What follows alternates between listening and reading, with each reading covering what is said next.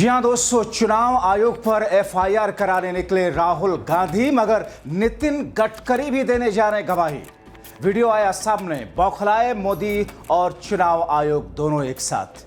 बहुत स्वागत है आप सभी का। आप देख रहे हैं द राजनीति का विशेष सेगमेंट खबर और विश्लेषण। मैं हूं जब्बार खान। दोस्तों, आखिर ऐसा क्या हो गया कि नितिन गडकरी भी खुल करके चुनाव आयोग के खिलाफ बोलते हुए नजर आए? आखिर ये क्यों कहा जा रहा है कि चुनाव आयोग के खिलाफ में नितिन गडकरी भी राहुल के साथ में गवाही देने जाएंगे? आखिर चुनाव आयोग पर एफआईआर के लिए राहुल ने क्या क्या कदम उठाए हैं और कब तक एफआईआर हो जाएगी? क्या वाकई चुनाव आयोग की शामत आ रही है? मोदी और शाह की सरकार को लेकर के पूरे देश में एक ऐसा माहौल अब बन चुका है जिसमें मोदी को कुर्सी भी छोड़नी पड़ सकती है, क्योंकि उनकी सांसदी जा सकती है। विस्तार से सब कुछ आपको बताएंगे दोस्तों, अंत तक इस वीडियो को जरूर देखें। दोस्तों, हमने आपको कल दिखाया था कि किस तौर पर राहुल गांधी के एक से एक चुनाव आयोग पर खुलासे वाले विस्फोट के बाद में किस अंदाज में चुनाव आयोग, मोदी शाह की सरकार, भारतीय जनता पार्टी, एनडीए कैसे हिला हुआ है और किस तरीके से बौखलाया हुआ है। मगर इन तमाम चीजों के बीच में भारतीय जनता पार्टी के नेता, प्रवक्ता और उनके दोहरोपुल्ली के ट्रोल गैंग लगातार राहुल को झूठा साबित करने की भरसक प्रयास कर रहे, कोशिश कर रहे, लेकिन वो कोशिश नाकाम हो रही है। मगर इस बीच में हमने आपको कल दिखाया था कि बेंगलुरु में जब वोट अधिकार के उस मार्च के बाद में रैली को संबोधित किया था राहुल गांधी ने, वहां पर कांग्रेस पार्टी के तमाम बड़े नेता और कर्नाटका के मुख्यमंत्री भी बैठे हुए थे। राहुल गांधी ने कहा था कि राज्य स्तर पर भी चुनाव अधिकारियों के खिलाफ में एफआईआर दर्ज कराइए, इनके खिलाफ में कार्रवाई कीजिए। और अब इधर बीती रात जो फैसला कांग्रेस पार्टी और इंडिया गठबंधन ने लिया है, उसमें कहा जा रहा है कि चुनाव आयोग के खिलाफ ही एफआईआर होगी। चुनाव आयोग के खिलाफ एफआईआर कराने के लिए राहुल गांधी निकल पड़े हैं और उनके साथ में अखिलेश, ममता, उद्धव, स्टालिन और इनके साथ में दूसरे इंडिया गठबंधन की वो तमाम के तमाम नेता साथ देते हुए नजर आ रहे हैं। मगर सबसे चौंकाने वाली बात जो आपको भी लग रही होगी, मुझे भी लगी थी, नितिन गडकरी। नितिन गडकरी आखिर कैसे चुनाव आयोग के खिलाफ आ गए? नितिन गडकरी आखिर क्यों कहा जा रहा है उनको लेकर के कि चुनाव आयोग के खिलाफ में वो गवाही देने जा रहे हैं? क्योंकि नितिन गडकरी ने जो कुछ कहा है, उसका जो वीडियो सामने आया, वो वीडियो हम YouTube के गाइडलाइन से, तकनीक के हिसाब से नहीं दिखा सकते, कॉपीराइट का इशू है, लेकिन उसके मायने, उसके हूबहू वही शब्द जो कि नितिन गडकरी ने कहा है, वो मैं आपको जरूर बता रहा हूं। क्योंकि नितिन गडकरी वो शख्स हैं जो कि बीते 2 सालों से, खास तौर पर 2024 के लोकसभा चुनाव के बाद से मोदी शाह की सरकार के खिलाफ में खड़े होते हुए नजर आए।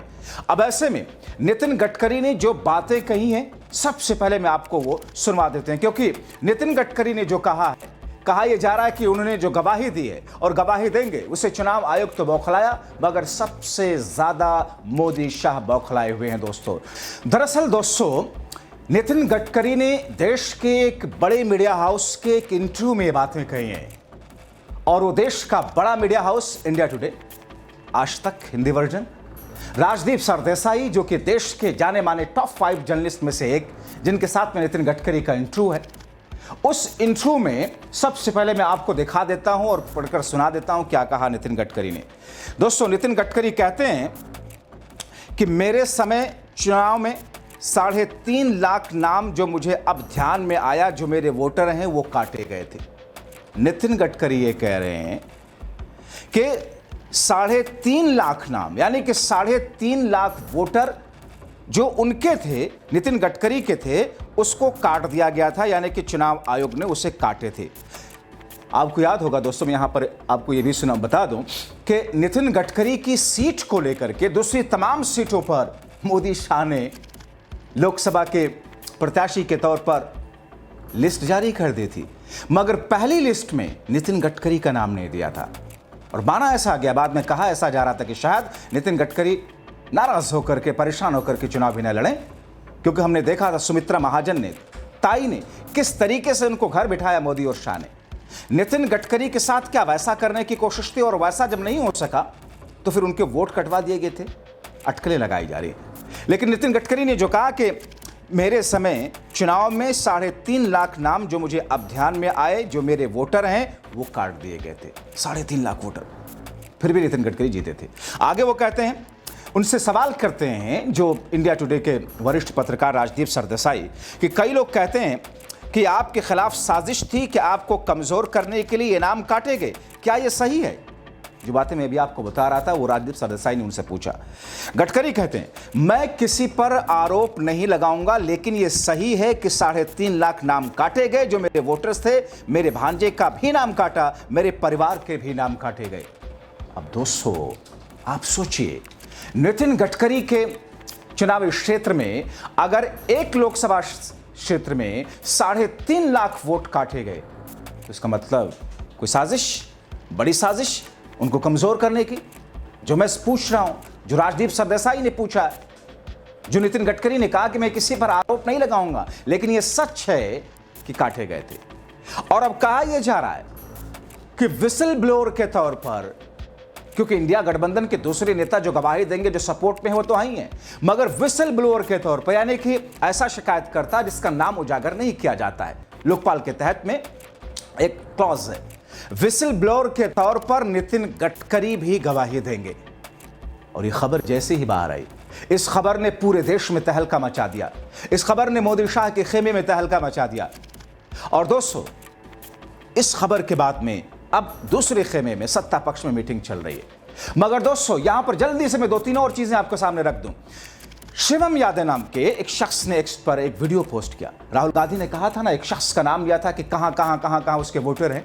उस पर गोदी मीडिया ने चलाया कि साहब ये तो फर्जी निकला, मगर सच क्या है, फैक्ट चेकर जुबैर अहमद के उस एक्स साइट पर जाकर के आप देख सकते हैं। और यहां पर एक बयान आपको सुनवा देते हैं। और वो व्यक्ति दरअसल बीजेपी कार्यकर्ता निकला, आदित्य श्रीवास्तव, बीजेपी समर्थक शख्स बताते हैं कि राहुल गांधी जी ने जो आरोप लगाया वो एकदम सही पाया। उसका वोट लखनऊ में अभी भी है, उसका वोट मुंबई एवं कर्नाटका में 2 जगह पर है। चुनाव आयोग बुरी तरह बेनकाब हो चुका है, इसीलिए चोरी छिपाने के लिए वेबसाइट बंद कर दी गई। मुकेश जी, आपकी पड़ताल में आदित्य श्रीवास्तव को लेकर के क्या जानकारी निकली, जिसको लेकर के राहुल गांधी ने सवाल खड़े किए थे? कल राहुल गांधी जी ने जब प्रेस कॉन्फ्रेंस में आदित्य श्रीवास्तव जी का नाम लिया और जब 84 नंबर बूथ का लखनऊ का उल्लेख हुआ, तो लखनऊ ईस्ट असेंबली का है वो बूथ और दिल्ली पब्लिक स्कूल पे उसका वोट पड़ता है।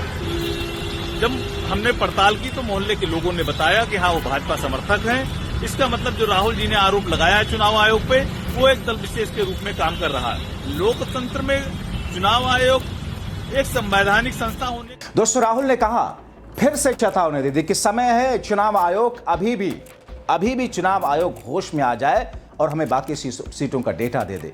अगर नहीं दिया तो इससे भी बड़ा धमाका करेंगे, जो कि राहुल ने 7 फीट लंबे जो पोथी थी, जो गट्ठर था दस्तावेज का, उसके साथ में किया था। और इलेक्शन कमीशन के लोगों को एक और बात माननी होगी, समझना होगा, हमें एक सीट की सच्चाई निकालने के लिए 6 महीने लगे, मगर अगर आपने हमें डेटा नहीं दिया तो हम ये काम 1 नहीं 10, 15, 20, 25 सीटें में भी कर सकते हैं। पेपर कॉपियां हैं हमारे पास, आप छुपा नहीं सकते और आप छुप नहीं सकते। एक ना एक दिन आपको ऑपोजिशन का सामना करना पड़ेगा। हर ऑफिसर को और इलेक्शन कमिश्नर को यह बात अच्छी तरह समझ लेनी चाहिए। अब दोस्तों जाहिर तौर पर जब राहुल गांधी ने जिस कोशिश के साथ 6 महीने के बाद में पूरा खुलासा किया, चुनाव आयोग को हम्माम में नंगा खड़ा कर दिया, तो फिर दूसरे राज्यों में भी दूसरे नेता भी खोल करके चुनाव आयोग के खिलाफ अपने सबूत को सामने ला रहे हैं। अखिलेश ने भी फिर से जता दिया चुनाव आयोग को कि अब यूपी से भी धमाका होगा, क्योंकि योगी, मोदी और चुनाव आयोग ने हमारे वोट चुराए। पिछले कुंद्रकी जैसी सीट पर सुनिए अखिलेश क्या कह रहे हैं। सुप्रीम कोर्ट में भी जो लोग केस लड़ रहे हैं, देख रहे हैं, वो अपना पक्ष रखेंगे। लेकिन लोकसभा भी वो स्थान है, जनता ने चुन करके भेजा है, और अगर आपका वोट के देने का ही अधिकार छिन जाएगा, फिर आप लोकसभा में कैसे पहुंचेंगे? इसी ने मांगा है इलेक्शन कमीशन से, जिन लोगों का डाटा डिलीट हुआ है उस पर डिटेल मांगी है सरकार ने इलेक्शन कमीशन। समाजवादी पार्टी ने 18,000 वोट जो बीजेपी के इशारे पे डिलीट किए गए थे, एक भी अधिकारी पे कार्रवाई नहीं हुई। इलेक्शन कमीशन को वो शिकायत जो समाजवादी पार्टी ने दी थी, कम से कम उन अधिकारियों के खिलाफ कार्रवाई करनी चाहिए, जिससे भविष्य में किसी का भी वोट डिलीट नहीं। तो ऐसी स्थिति में दोस्तों अब जबकि एक दिन के बाद में संसद से लेकर के चुनाव आयोग तक इंडिया गठबंधन का मार्च होगा और उधर पुलिस स्टेशन निकल करके अगर पुलिस, शाह की पुलिस या फिर बीजेपी शासित राज्यों की पुलिस एफआईआर नहीं करती है चुनावी अधिकारियों के खिलाफ में, तो कोर्ट का दरवाजा अख्तियार करने जा रहे हैं राहुल गांधी और उनके साथ के लोग। इंतजार कीजिए चुनाव आयोग का हश्र क्या होने वाला है। आप क्या सोचते हैं? अपनी राय कमेंट बॉक्स में जरूर लिखें। अभी के लिए इतना ही, बहुत शुक्रिया।